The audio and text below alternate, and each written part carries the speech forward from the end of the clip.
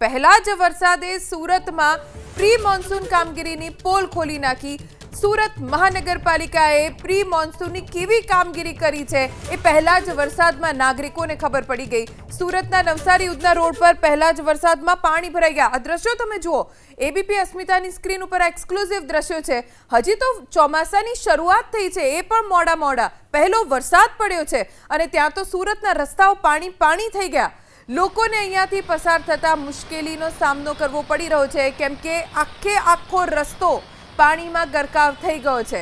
એટલે પ્રયત્ન વાહન ચાલકો એવા કરી રહ્યા છે કે અંદરની સાઈડ તેઓ ન ચલાવે વાહન, જેથી કરીને તેમનું વાહન બંધ ના થઈ જાય।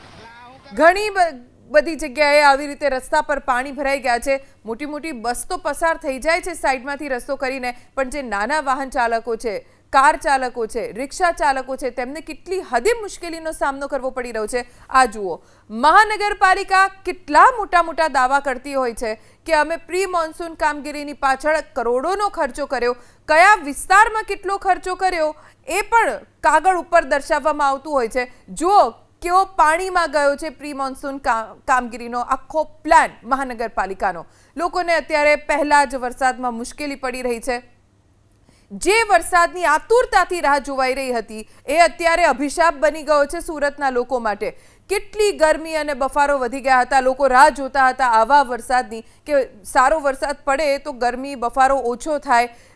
આટલા બધા દિવસ ચોમાસું મોડું આવ્યું છે અને હવે જ્યારે આવ્યું તો મહાનગરપાલિકાના પાપે આ ચોમાસું અભિશાપ બની ગયું છે સુરતીવાસીઓ માટે। લોકોના વાહનો બંધ પડી ગયા, રિક્ષા બંધ પડી જતા પાછળ વાહન ચાલકો ટ્રાફિક જામમાં ફસાઈ ગયા, તો એ અલગથી વધુ મુશ્કેલીનો સામનો કરવો પડ્યો। તાજેતરમાં યોજાયેલી મહાનગરપાલિકાની ચૂંટણીમાં વિકાસના દાવાઓ જે શાસકોએ કર્યા હતા તે પહેલા જ વરસાદમાં આ જે વિકાસના દાવાઓ હતા તે વરસાદી પાણીમાં ધોવાઈ ગયા હોય તેવું લાગી રહ્યું છે। અહીં આ સીધા આપ દ્રશ્યો જોઈ રહ્યા છો, સુરત અને નવસારીને જોડતા ઉધના નવસારી રોડના કે આ રોડ ઉપર આગળ પાંડેસરા, સચિન સહિતની મોટી જીઆઈડીસી અને ઔદ્યોગિક વિસ્તારો આવેલા છે।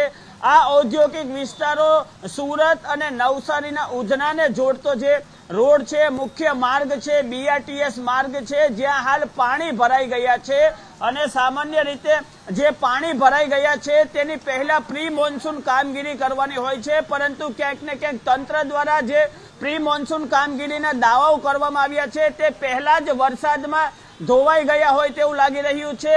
એક જે હાલમાં અત્યારે જે એસએમસીના કર્મચારી છે તેમણે જે સ્ટ્રોમ વોટર ડ્રેનેજ લાઇનનું ઢાંકણું છે તે ખોલ્યું છે।